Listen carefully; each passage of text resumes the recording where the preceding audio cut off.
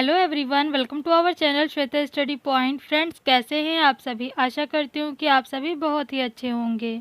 आज का हमारा टॉपिक है बहुविकल्पीय प्रश्न। आज के हमारे इस वीडियो में हम समाजशास्त्र से संबंधित कुछ बहुत ही महत्वपूर्ण बहुविकल्पीय प्रश्नों के विषय में जानेंगे। फ्रेंड्स, वीडियो में बताए जाने वाले बहुविकल्पीय प्रश्न बहुत ही इम्पोर्टेंट है। ये अक्सर समाजशास्त्र के क्वेश्चन पेपर में पूछे जाते हैं, तो आप सभी वीडियो को पूरा देखिएगा, बिल्कुल भी स्किप मत करिएगा।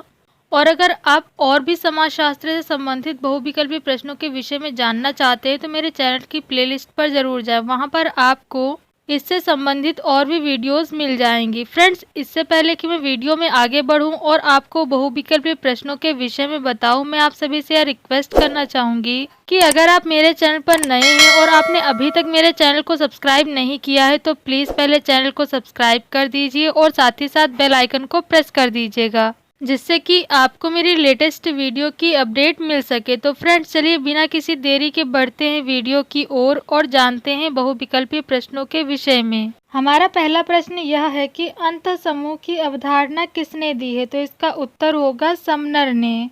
हमारा दूसरा प्रश्न यह है कि द्वितीयक समूह को शीत जगत कहने वाला समाजशास्त्री कौन है? तो इसका उत्तर होगा P.H. लैंडिस। कहने का मतलब यह है कि द्वितीयक समूह को शीत जगत कहने वाले समाजशास्त्री P.H. लैंडिस हैं। हमारा अगला प्रश्न यह है कि ऐसे समूह को क्या कहते हैं जिसे व्यक्ति महत्वपूर्ण समझता है और उससे अपनी तुलना करता है? तो इसका उत्तर होगा संदर्भ समूह। हमारा अगला प्रश्न यह है कि प्राथमिक समूह में संबंध किस प्रकार के होते हैं? तो इसका उत्तर होगा अनौपचारिक। प्राथमिक समूह में अनौपचारिक संबंध पाए जाते हैं। हमारा अगला प्रश्न यह है कि अर्ध प्राथमिक समूह की शब्दावली का प्रतिपादन किसने किया था? तो इसका उत्तर होगा कूले ने। अर्ध प्राथमिक समूह की शब्दावली का प्रतिपादन कूले ने किया है। हमारा अगला प्रश्न यह है कि समाजशास्त्र में सामाजिक संरचना शब्द का प्रयोग सर्वप्रथम किस विद्वान ने किया था? तो इसका उत्तर होगा हर्बर्ट स्पेंसर ने। समाजशास्त्र में सामाजिक संरचना शब्द का प्रयोग सबसे पहले हर्बर्ट स्पेंसर ने किया था। हमारा अगला प्रश्न यह है कि structure and function in primitive society पुस्तक के लेखक कौन है? तो इसका उत्तर होगा Radcliffe Brown. Structure and function in primitive society पुस्तक के लेखक रेडक्लिफ ब्राउन है। हमारा अगला प्रश्न यह है कि स्ट्रक्चरल एंथ्रोपोलॉजी नामक पुस्तक के लेखक कौन है? तो इसका उत्तर होगा लेवी स्ट्रॉस। हमारा अगला प्रश्न यह है कि परिस्थिति संस्थात्मक भूमिका है, यह कथन किस विद्वान का है? तो इसका उत्तर होगा बीरिस्टिड का। हमारा अगला प्रश्न यह है कि भूमिका परिस्थिति का गत्यात्मक पक्ष है, यह कथन किस विद्वान का है? तो इसका उत्तर होगा लिंटन का। हमारा अगला प्रश्न यह है कि प्रदत्त परिस्थितियों की बहुलता किस प्रकार के समाज की घोतक है? तो इसका उत्तर होगा बंद समाज की। प्रदत्त परिस्थितियों की बहुलता बंद समाज की घोतक है। हमारा अगला प्रश्न यह है कि अर्जित परिस्थिति किससे संबंधित होती है? तो इसका उत्तर होगा योग्यता से।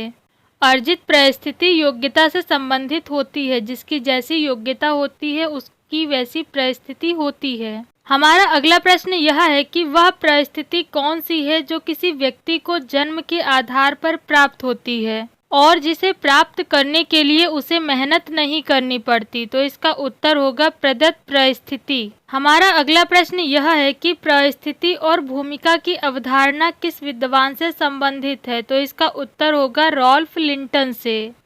परिस्थिति और भूमिका की अवधारणा रॉल्फ लिंटन से संबंधित है। हमारा अगला प्रश्न यह है कि परिस्थिति पुंज एवं भूमिका पुंज किसकी अवधारणाएं हैं? तो इसका उत्तर होगा मर्टन की। परिस्थिति पुंज एवं भूमिका पुंज मर्टन की अवधारणाएं हैं। हमारा अगला प्रश्न यह है कि किसने कहा है कि परिस्थिति और भूमिका एक ही सिक्के के दो पहलू हैं? तो इसका उत्तर होगा इलियट एवं मैरिल।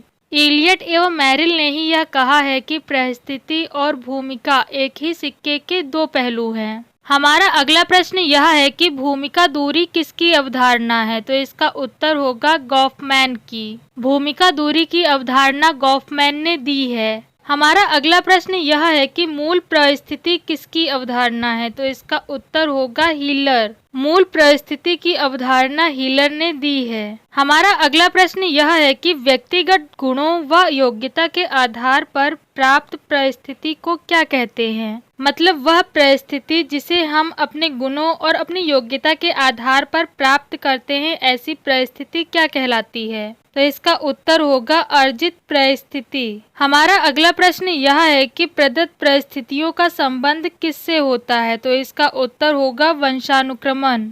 प्रदत्त परिस्थितियों का संबंध वंशानुक्रमण से होता है। फ्रेंड्स, यह थी जानकारी समाजशास्त्र के कुछ बहुविकल्पीय प्रश्नों के विषय में। आशा करती हूँ कि आपको मेरे द्वारा दी हुई यह जानकारी पसंद आई होगी। आपको मेरे द्वारा दी हुई यह जानकारी कैसी लगी, मुझे कमेंट बॉक्स के जरिए जरूर बताएं। और अगर आपको मेरा ये वीडियो पसंद आया हो तो वीडियो को लाइक और शेयर जरूर करें। साथ ही अगर आपके पास कोई ऐसा टॉपिक है जिससे रिलेटेड आप वीडियो चाहते हैं तो उसे मुझे कमेंट बॉक्स के जरिए जरूर बताएं। फ्रेंड्स, चैनल को सब्सक्राइब करना ना भूलें और साथ ही साथ बेल आइकन को जरूर दबाएं, जिससे कि आपको मेरी लेटेस्ट वीडियो की अपडेट मिल सके।